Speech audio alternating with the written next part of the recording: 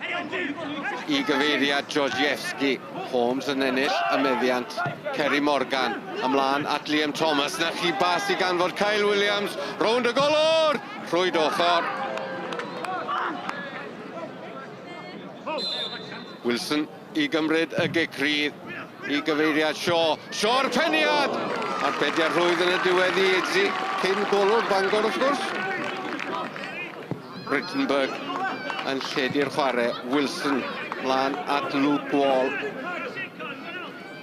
Cyfle i groesi, mae'n gwneud hynny. A Pêl am lawio, ond Taylor Fletcher yn gwneud smonach o bethau i ergyd yn mynd dros y traws.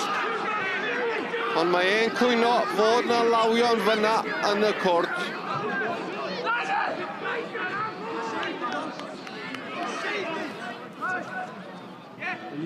Mae Lee yn ei gadael i Taylor Fletcher.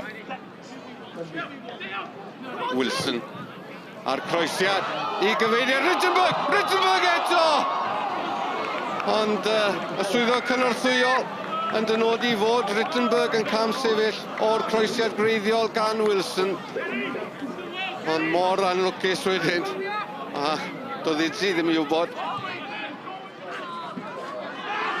Gosset, dan bwysau, dod o hyd i Rittenberg. Miley. Mewn tir anghyffredin iddo fe. Taylor Fletcher yn cael ei lorio gan Hanford. Cic rydd i'r tîm cartre mewn lle peryg, gyda chwarter awr o'r gêm ar ôl. Gosset neu Wilson. Wilson! Fe gath Edzi blaenau fysedd ati. Ond roedd yr ergyd yn rhy gadarn gan Lawrence Wilson. A mae Bangor ar y blaen.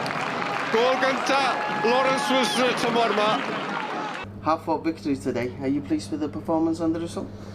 Yeah, we are, because they're the type of games you can easily slip up and lose. And it was just about having patience and finding that way of winning today. We knew as soon as we got the goal that, obviously things might settle down a little bit more. It's just a pity we didn't get it earlier than what we did, but we got it, and that was the most important thing. And we've ended up obviously going on to win the game and get the 3 points. Well, my rhaid i fi edrych ar y perfformiad, y peth cynta, a mae perfformiad a lot well na y 3 perfformiadau cyn heddiw. Mae'n anodd i fi y gofyn mwy oddi wrth y chwaraewyr, dweud y gwir. Pob un honno nhw, dwi'n hapus iawn gyda perfformiad, dwi'n hapus iawn gyda chwaraewyr. Dwi ddim yn siŵr am y cic rydd gyda gol. Mae rhaid i fi edrych ar y sgorio nos lun gyda penderfyniad. Ond dros y 90 funud, dwi'n meddwl Caerfyrddin yn heiddi rhywbeth allan y gêm.